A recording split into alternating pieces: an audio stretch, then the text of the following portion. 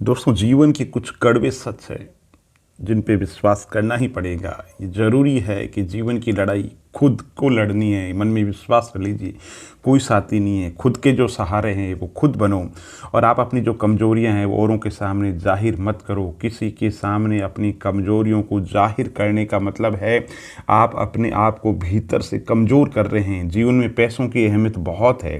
ज़िंदगी में पैसे कमाओ, बचत करो, निवेश करो, ताकि बुरे दिन आए तो आर्थिक रूप से मजबूत बने रहो।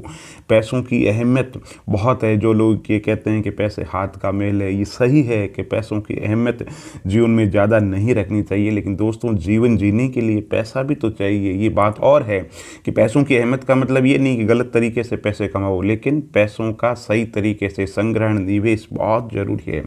जीवन के अंतर्गत कोई भी अंतिम रूप से फेल और पास नहीं होता। सफलता के 100% साथी है।